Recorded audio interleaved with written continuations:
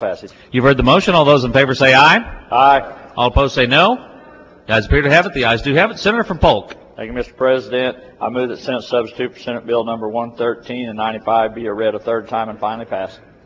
Senator from Polk moves that Senate Bills 113 and 95 be read a third time and finally passed. Senator from Polk.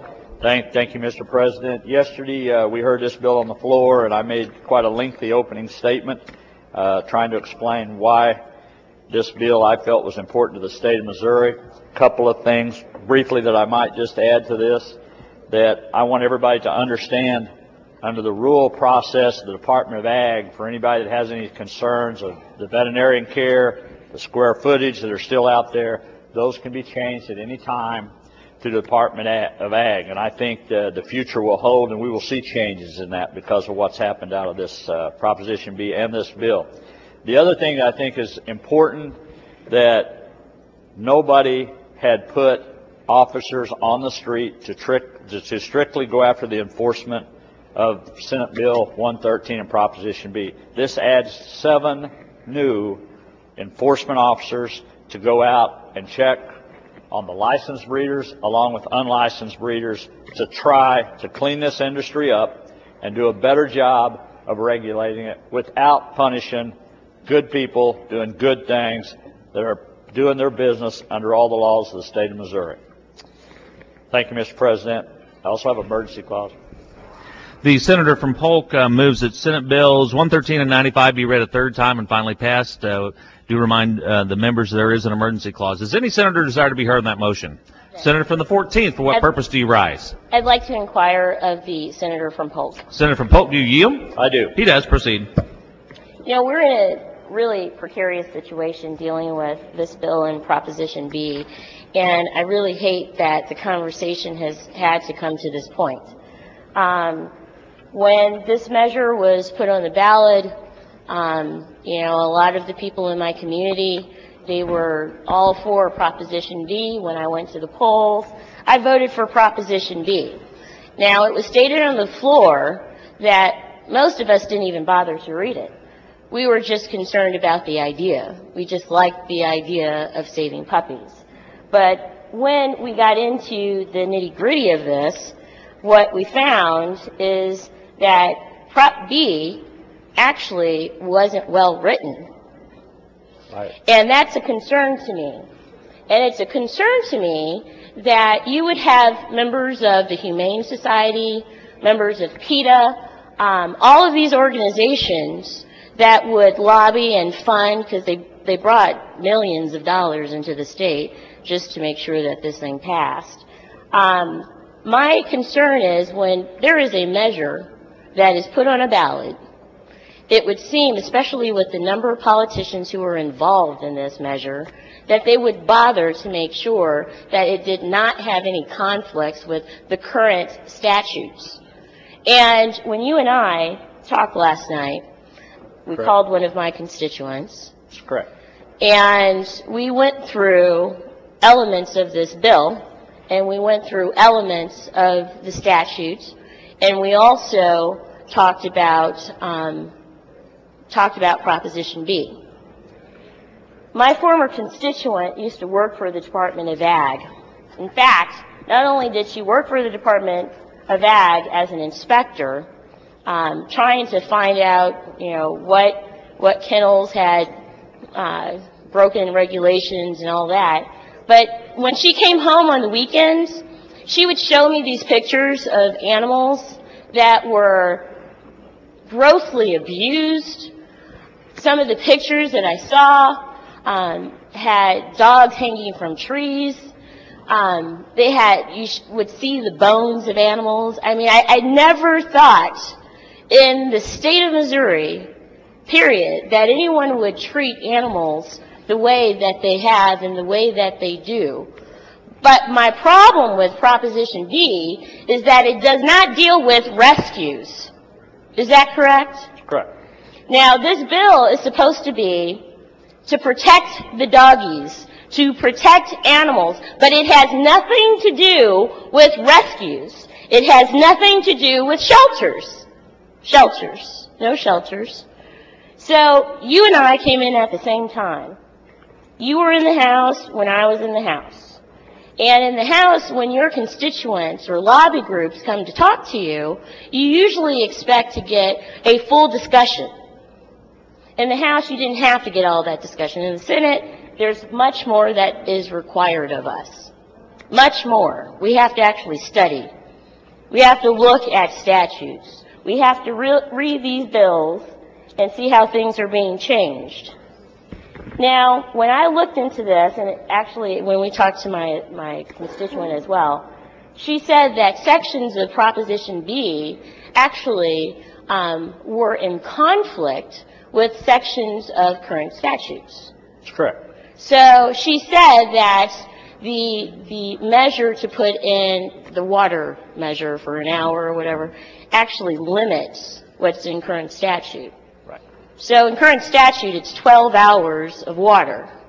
Right. Proposition B has 1 hour of water for 3 times a day. That sounds like a limitation. Then she also says that you have in Proposition B several different agencies that are going to be in conflict with one another. Under Proposition B, there would be a challenge of which regulation is actually going to be used when you are determining whether a regulation has been violated or if you need to pursue criminal charges. Correct. That's correct. Right. So, you know, the will of the people in my district, they voted for Proposition B, big numbers. And I have to respect that because these are the people that I represent.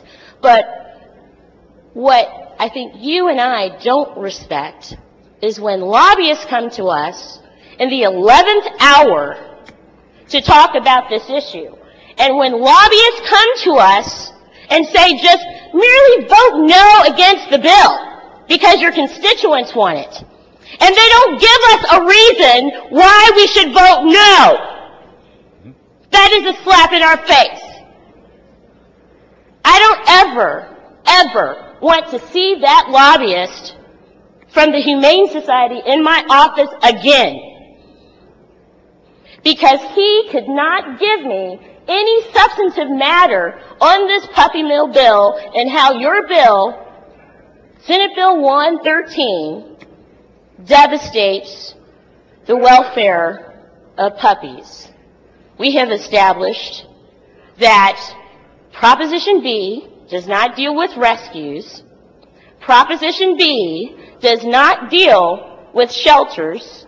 Proposition B does not deal with pounds, yet it is messaged to our constituents that Proposition B is saving puppies.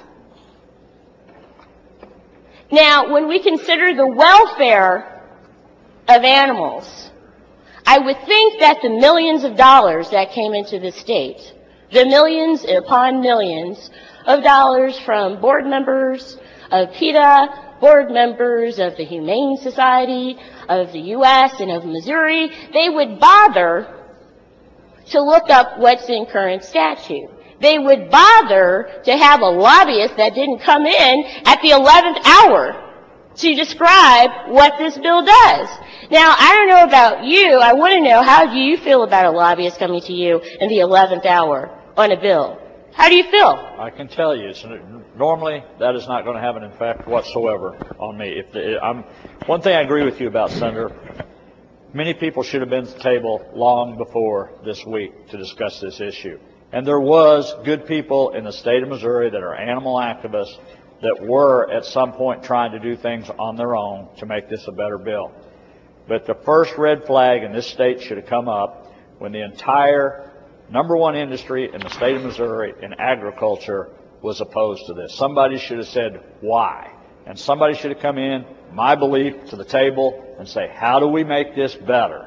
Not, as you say, a lobbyist coming in the day before to tell you, you just need to vote no. And not just the day before, a few minutes before. You know, that happened when I was a state rep once, and we were dealing with the CAFO bill, And someone from the Sierra Club came to me 3 minutes before we had the vote. Now, you can imagine what I was going to say to that person. And I looked at them like they were crazy. Because you don't do that. I mean, this is not the House. This is the Senate. This is where we clean up bills. This is where we study. There is a tradition here, and these lobbyists need to understand that we should not be taken for granted. I don't know about you, but I'm spending all my weekends looking at these bills, studying. Are you studying too? Senator, I put more work into this bill right here than probably most legislation I've dealt with since I've been in the legislation. Now, my constituent, she's actually listening. Elizabeth is listening, but she was fired from the Department of Ag because my issue is twofold. 4 people were fired from the Department of Agriculture. They were inspectors. She represented an urban area at first, went into rural Missouri. There were 3 out of these 4 that were fired, 3 who represented the the rural areas, and 1 that was focusing on the urban areas. Those 4 people, when they were replaced, 3 went to the urban areas, and 1 went to the rural area. Now, tell me, where is animal abuse in the state of Missouri? When we're talking about breeders and unlicensed breeders, you're talking rural Missouri for the most, rural Missouri. For the most part. And there's a lawsuit against the state right now dealing with the Department of Ag and my constituent who was fired from the Department of Ag, someone who has incredible passion for animals. I mean, when I went home on these weekends to listen to her and see these pictures, I was amazed. I couldn't believe this. But for us to consider something, and we were only given short messages, little clips. Vote no, vote no, vote no. Little clips, little bitty clips. Well, tell me why I'm voting no. We're not doing our job. We wouldn't be doing our job at that point. And so I wanted to have this discussion with you as a continuation of our discussion that we had last evening with my constituent. I'm going to be voting against this bill, and I'm going to be voting against your clause, your emergency clause. But I wanted to make it clear, especially for the new members of this body who have not served in either house before. There is a responsibility that lobbyists have, and it's to educate your position for your members of whatever group that you are representing. Your job is not to put in millions and millions of dollars to pass a measure, and then all of a sudden we wake up one day and there are people who are just, getting crazy, calling. And I respect my constituents. I love my constituents. But I also want them to be educated on the issues just as we are required in doing. Now, last night after you and I talked, I sent an email to one of my constituents who's concerned about this bill. And he said to me, Maria, I really want you to vote no on this bill. And I said, let me tell you something. I am going to speak on this bill, not in an adversarial way, but in a way that helps educate people who are involved in the governmental process. And then I started talking about the water requirements. Then I started talking about the discrepancies there. Then I started talking about some of the differences, how different agencies would have to cooperate, how an individual would have to figure out which part of the statute you're going to have to apply some of these criminal actions and et cetera. And he just wrote me back on my Facebook, and he says, thanks, Maria, you obviously have looked deeper into this than I. And I can be persuaded by facts and reason. Maybe I'm letting my overall distrust of the current majority influence my opinion. You should vote as you think best. That is a latte liberal, flaming latte liberal, saying to vote your conscience. When I woke up this morning, I knew that I had a conflict in this discussion of this bill because it was not properly brought to people like me who come from urban areas. There are people who are going to be voting against this bill who may not want to vote against this bill. And we have to ensure that every single bill that comes after this, we have a full discussion. Don't come to I'm just saying, don't come to my office and not have a full discussion. I don't care what the issue is. And I think that you would care about the same thing. I would, Senator. So I want to thank you for having this discussion where I've talked a little bit much. But in the future, we all have to be cognizant of what comes before us. We have to ask questions, be allowed to ask questions. And lobbyists, please, I hope they do not come in the 11th hour to start talking about an issue, whatever that issue may be, because we are spending our time in this body, in Jefferson City, away from our families, away from our friends, away from home to do a job for the people. And much more is required of us than what was required of us in the House. And they should not ever take that for granted. Thank you, Mr. President. Thanks, Senator. Further discussion. Senator from Franklin, for what purpose do you rise? Thank you, Mr. President. I was wondering if I might inquire of the senator from the 14th. Senator from the 14th, do you yield? Yes. She does. Proceed. I'm sorry, Senator. I tried to do that as quickly as I could so you wouldn't become comfortable in your chair. I didn't do it. I didn't do it fast enough. Senator, I have to tell you, you know, you and I served together in the House, right? Yep. And there have maybe been one or two times where you and I haven't just absolutely agreed on an issue. Few times. But I'm going to tell you, one of the things that I have admired about you, and I mean this genuinely, is you scour over bills. I mean, you read bills. We've served on several committees together, and I can remember many occasions where you would bring up something about a bill, and you know, frankly, Senator, you know, every once in a while I didn't agree with you, but I would sit there and I would say, my goodness, she really does dig into this stuff. And I've always admired that, even though we haven't always come out on the same side of an issue. But, you know, I was sitting here, I was listening to the debate, I was listening to you speak with the bill handler, and you know, you mentioned something that I think is probably very important to a person like you that really does dig into these issues. You had mentioned that there was a particular lobbyist that had stopped by your office, and I didn't get to hear. Stopped me in the hall, actually. Oh, stopped in the hall. Stopped in the hall. And did they? I mean, was it the type of situation where they were kind of taking you for granted and just thinking that? Well, let's see. I forgot which senator that is. Another senator noticed this lobbyist. I'm new to this body. I don't know all of these faces. I didn't know the name of this lobbyist. And then I was teased a little bit later by one of our colleagues here, and he said, oh, you know, are you cozying up to whoever? And I said, who is that? And then it all made sense of who that is. And I understand, this is what I thought this morning actually, it is pretty darn bad when a lobbyist is gone off on by the majority, but really, really, really, really bad when someone of the minority doesn't like that lobbyist either. That's real bad. So you're suspecting that this particular lobbyist is somebody that is not well liked by many people on the majority side here in the Senate? I would say so.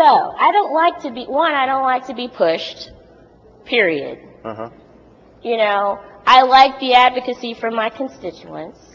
I take them all very seriously. But when you come in the 11th hour to message some bill, I want you to vote no, I want you to vote yes, whatever it may be, you need to sit down in my office so we can have a full discussion. And then after we have that discussion, I'm going to go back and I'm going to do my little research that I always do. And then I'm going to come back with some questions. And I expect to have a dialogue back and forth. Not after 6 o'clock at night. Or, I'm sorry, like this morning, 2 minutes before we're in session today. So you and I probably find ourselves once again in a situation where we may not vote the same way on this particular issue. My district was 56% against Prop B. So, for me to hold true to the desires of my district, I of course am going to be voting yes on this bill, and I know that we never ask each other how we're going to vote on the Senate floor, so I'm not doing that right now. I'm just kind of figuring that it's interesting that you and I, well, no, I think you said a minute ago that you will be voting no. So I'm not asking you how you're going to vote. I think that's already a matter of public record. And so even though we find ourselves on opposite sides of this issue, we find ourselves united in the fact that we don't like the way a particular lobbyist handled themselves. And so I just wanted to get a little bit of clarification, because there are people that have been advocating, or I should say working against the passage of Senate Bill 113 Absolutely. that I felt like have handled it wonderfully. I mean, people that have come to my office and sat down and had meaningful discussions with me where they would talk about the particular aspects of the bill. And, and frankly, one of them came to my office and actually said, "Hey, Senator, I understand, your district voted 56% against Prop B, and so there's a chance that you're not going to vote the way that we would prefer, but we did want to just have a discussion with you."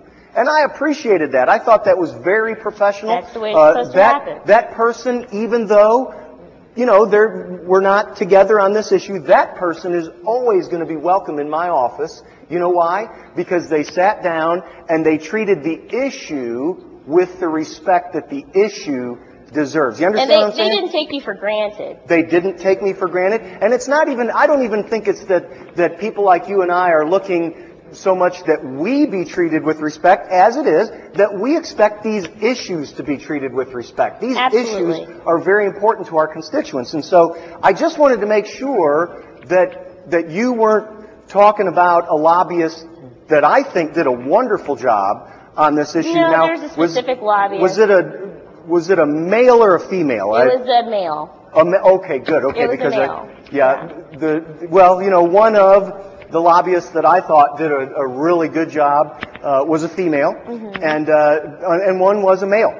And so now what we've done through this discussion is we've eliminated the possibility of that female lobbyist that I thought handled this very well. I know that we're not talking about her, so if you don't mind, I know that you've been a little bit reluctant to name names, and I certainly appreciate that. Although I've always seen and admired you to be a person of courage and a person that's willing to educate the public, and so I guess maybe would you say this person, because the other person that I think you know this person. Do you think I might? I think you well, know this person. I don't want to, I don't want to assume anything.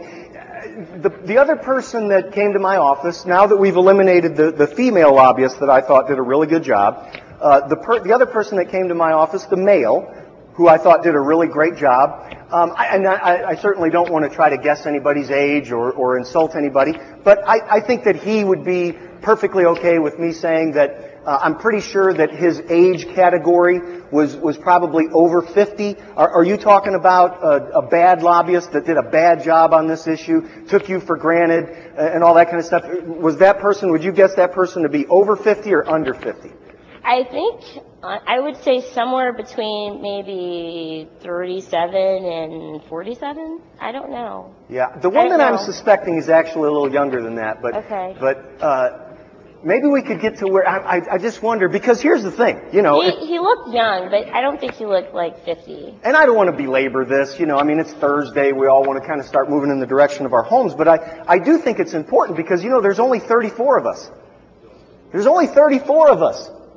It can't be that hard for a well-paid lobbyist to be able to sit down and have a substantive discussion with all 34 of us. I mean, is that too much to ask? I think that would be appropriate. Listen, even when you're talking about a lobbyist that has a horrible track record, who can't seem to get anything done in this building, even when you're talking about that kind of lobbyist, I would still think that they would be smart enough to know that they can get, there's only 34 of us. And we have lobby friends. We have friends who are lobbyists.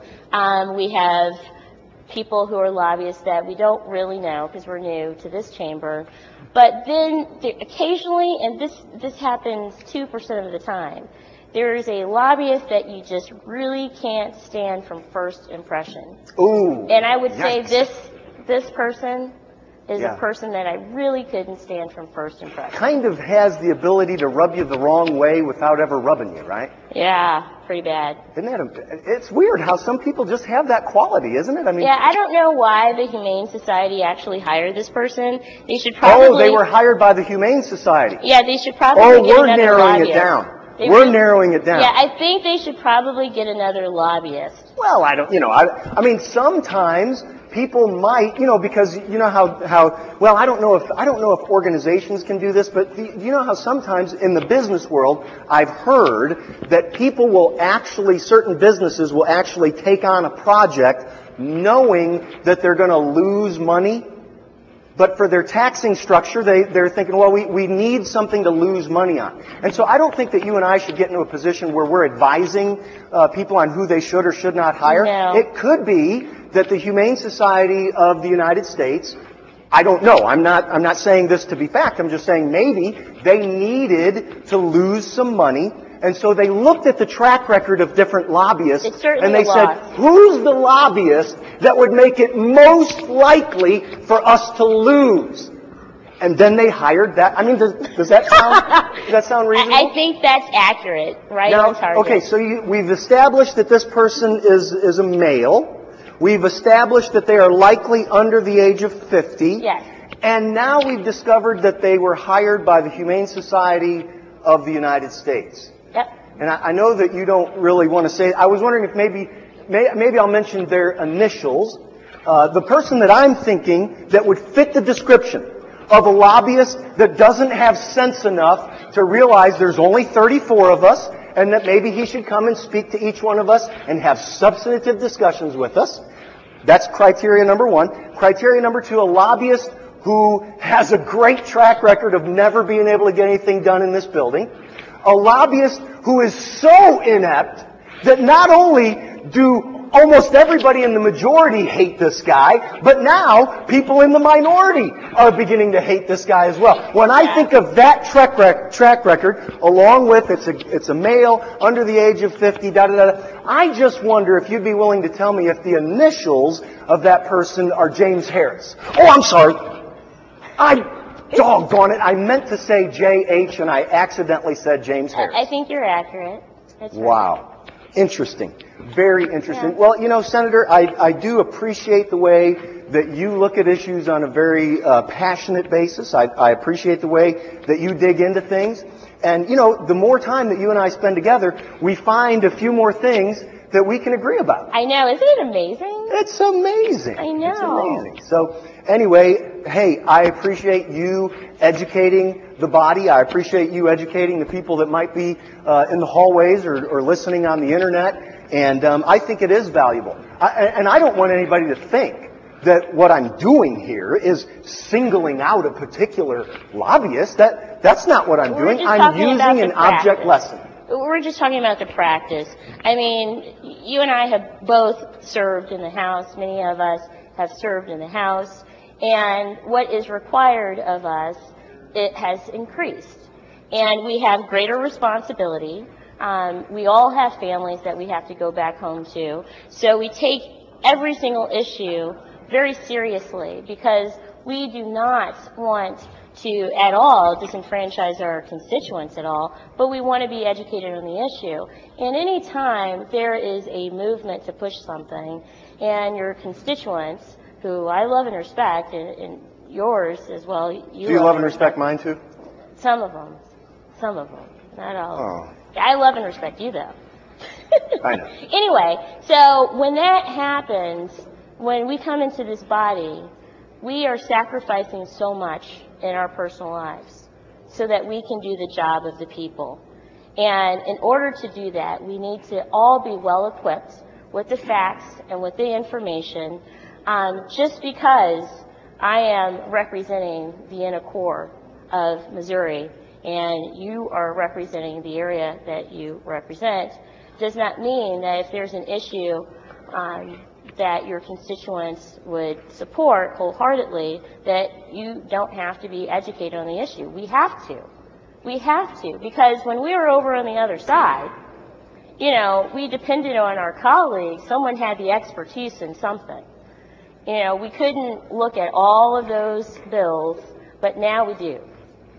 Now there's an expectation, there's a responsibility that has increased it. And I feel it when I go home. I'm exhausted. I study on the weekends. I had 2 study sessions with one of my businesses in 1 week, just so I can understand a concept of a bill. That was like a total of 8 or 9 hours on Sunday and then on a Friday. Those are the times where you expect to spend with your family. That's the dedication that hopefully, that each and every single one of us have in this body. So when someone comes to you in the 11th hour or 3 or 4 minutes before session, you know, they're really not doing us justice. They're not doing justice for the people that they're representing. And I just wanted to use this opportunity as an educational moment for those people who walk the halls every day. Absolutely. And one of the things that I did in my previous life before coming to the legislature is I was a substitute teacher, and then I was also a business speaker. And I don't know if I ever did a good job at either one of those things, but I do remember that in both those capacities, you know, there was this suggestion that whenever you talk about something important, that you kind of recap at the end. Okay?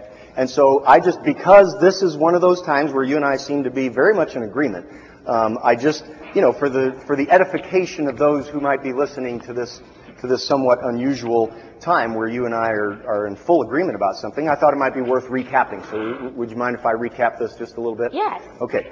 First of all, I think what I heard you say, and if you don't mind, if you would just kind of give a yes or no as I go through each of these. I think I heard you clearly say that something to the effect of, there are only 34 of us, and a decent lobbyist will probably find the time to visit with us in a substantive manner on important bills. Check. Check. Okay. I think I also heard you say something to the effect of that. Well, let me cover this very clearly because I don't want there to be any confusion. I wonder if you're not in any way suggesting, because I wouldn't do this either. I'm not suggesting, nor do I believe you're suggesting, that anybody would or would not hire any particular lobbyist. That's probably not something that it's ethically right for us to do. I mean, we would never suggest or. But I'm sorry, I have to go a little bit further on this. We would not want to be involved in that, but if you are an entity representing a cause, you would want the best person to represent you in this building. But you might, someone who could deliver to you. There might be times where an entity might actually want to lose a lot of money and lose a lot of time, and then there are people that they can pick for that as well. So, all right, well, good. I'll tell you, I know we're all anxious to get home and try to have some of that valuable family time, and I really appreciate you. Educating us the way that you have and indulging me in this conversation. So I want to thank you for this. Thank you, Mr. President. Further discussion. Senator from the 10th, for what purpose do you rise? I'd like to speak on the bill. Proceed. Thank you, Mr. President. Every Friday when I go home, I have a coffee for my constituents. We meet at the same coffee shop at the same time every Friday morning. And folks come and they like to hear what's happening down in Jefferson City. But I have to tell you that over the last few weeks, while the numbers haven't been dwindling, I've had some threats from folks who say that the news is getting so bad and so embarrassing out of this state capitol that they really don't want to come and get the bad news anymore, because then they just move from the coffee shop to the local bar where they have to sit and drink for the rest of the day to drown their sorrows about what they're hearing coming out of Jefferson City. You know, I was kind of looking at some of the things we've done this year. I thought that at the beginning of session, we talked about our number one priorities being able to responsibly balance the budget, and then put Missourians back to work, emphasizing, of course, our dedication to education here in the state of Missouri. I thought those were our priorities. But for those keeping score at home, the stories that I've had to go home and tell my folks at the coffee shop on Friday morning, let's see, we sent a strongly worded message to another branch of government about interfering in a federal issue. We have been preventing 13,212 Missourians who were previously employed from getting their unemployment benefits that the federal government has said is okay, and that if we don't accept, even though we've already paid in that money, it's going to go back to the feds, and our Missourians are going to lose out. We've given an $87 million tax break to corporations, even though I thought we were still at about $300 million in our budget gap. Today we made it easier to discriminate against employees and make it easier to fire folks under the guise of creating new jobs. And now it looks like we're getting ready to undo the will of Missouri voters. And I tell you what, I think I'm starting to understand why there is an incredible lack of confidence in elected officials in this state and across the country. You know, if we actually voted with our constituents today, if we actually voted to uphold how they voted, the majority of us in this chamber, actually our constituents said, yes, we want Proposition B. And I'm not one of those who thinks that our constituents are too stupid to know what they're voting on. I think our constituents are very smart, and I think they understand and they knew what they were voting on. But there are 18 of us in here today that have an unusual situation because, you know, we don't live in a pure democracy. We live in a representative democracy. And we're sent down here to use our best judgment on what our constituents would want us to do. And it's very rare that we actually have some numbers to back up an issue that's on the floor. Numbers that are very, very recent. As a matter of fact, only about 4 months ago. And you know, right now there are 18 of us in this chamber whose constituents, whose voters said, we want Proposition to pass. You know, the senator from Greene, 50.9% of your constituents. Senator from the 2nd, 53.5%. The senator from Buchanan, 58.8% of your constituents wanted Proposition B. Senator from the 8th, 60.4%. Senator from Jefferson, 60.7%. The senator from the 23rd, 64.8%, voted to pass Proposition B. Senator from the 7th, 65.4%. Senator from Clay, 67.7%. Tying the senator from Clay, the senator from the 11th with 67.7%. The senator from the 24th, 69%. Senator from the 15th, 70.1%. The senator from the 1st, Prop B passed in your district, 70.4%. The senator from the 14th, 70.5%. Senator from the 9th, 72.8%. Senator from the 13th, 73.3%. In my district, we love dogs in my district, 75.9%.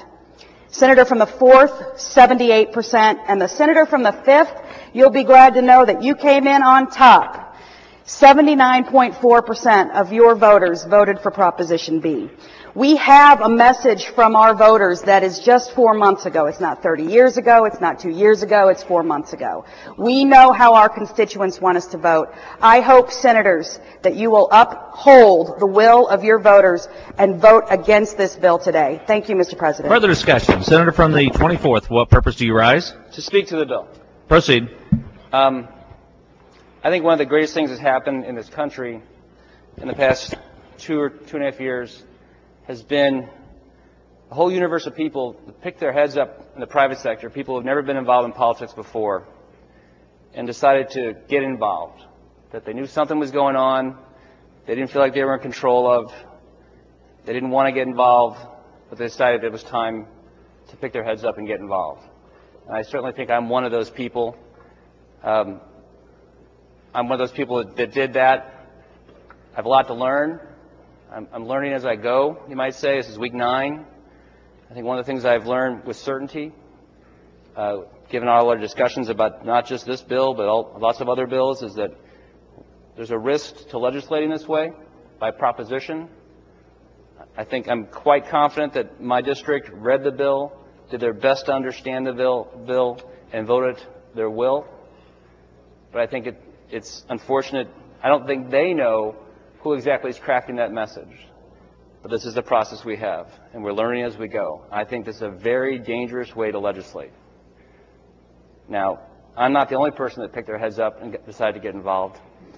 My daughter Charlotte, she's 18, she picked her head up and she decided to get involved. And this was an issue that was very important to her. And I think that it was interesting to watch where the young people were in this election cycle. And in my area, the young people were behind this bill, or this proposition. They're learning just like me. So what they learned, and what they just couldn't believe, is that the week after the proposition passed was all this talk of overturning the legislature.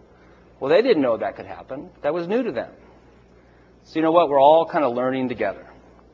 I won't support this bill. I'll represent my citizens, and I'll use this as an opportunity to continue to learn and also to help them to continue to learn, to know that after this vote's taken today, that this process isn't over. It's just like when the proposition passed, that wasn't the end. There was this opportunity, and if this bill goes through, there's another step, and that this bill will go to the governor's desk. And I'm talking to you now, Charlotte, and all your friends, is that don't stop lobbying these people, don't stop lobbying me, but there's one more chance, and that chance is when that bill hits the governor's desk, that he's got to make a decision and let your voice be heard. Further discussion. Senator from St. Francois. Mr. President, briefly talk on this bill. Proceed. I just got an email I wanted to relate to you all. It's from Winston, and he says, I'm here at the kennel. I can't wait for you to get home. Shut up and vote on this bill. Thank you. Further discussion. Further discussion. Seeing none, Senator from Polk, recognize the close. Thank you, Mr. President.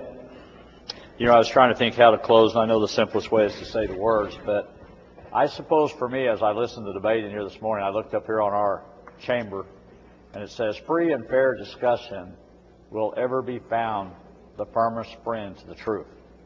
I don't think $6 million initiative petitions fit in that category up there to change what happens in this state. And that's a problem we're going to be seeing in the future. And with that, Mr. President, I close. The senator from Polk renews his motion that Senate Bill numbers 135 and 113 and 95 be read a third time and placed upon its final passage. Madam Secretary, please read the bill and call the roll. Okay. Senate substitute for Senate Committee substitute for Senate Bills 113 and 95, an act relating to the care of dogs with an emergency clause. Senators Brown, Callahan, Chappelle-Nadal, Crowell, Cunningham, Curls, Dempsey, Dixon, Engler, Goodman, Green, Justice, Keaveney, Kehoe, Kraus, Lager, Lamping, Lemke, Mayer, McKenna, Munslinger, Nieves, Parson, Pierce, Ferguson, Richard, Ridgway, Roop, Schaaf, Schaefer, Schmidt, Stouffer, Wasson, Wright-Jones,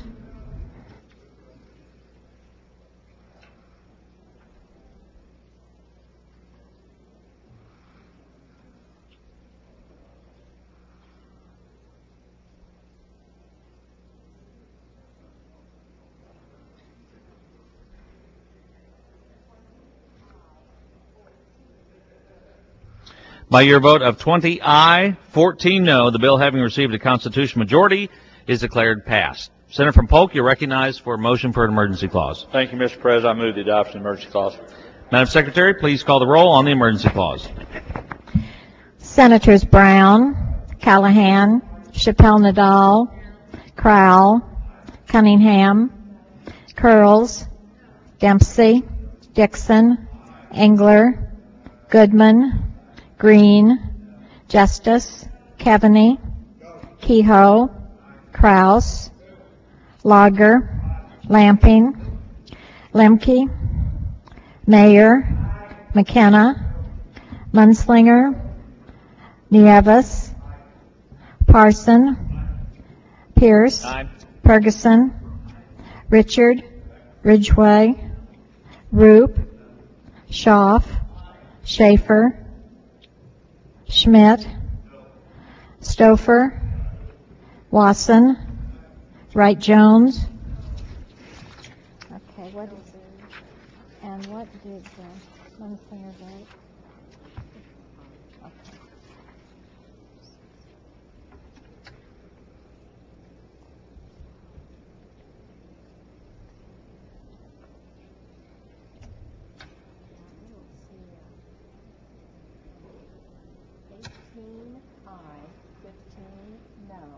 The emergency clause fails to receive the necessary two-thirds votes. By your vote of 18 aye, 15 no, the emergency clause fails by failure to receive a two-thirds majority. If there's no objection, let the journal show. The titling and perfecting motions were made and carried. Staying on the third reading calendar of Senate bills, Senate Bill 63, the senator from Stoddard. Thank you, Mr. President. I move that Senate Bill number 63 be taken up for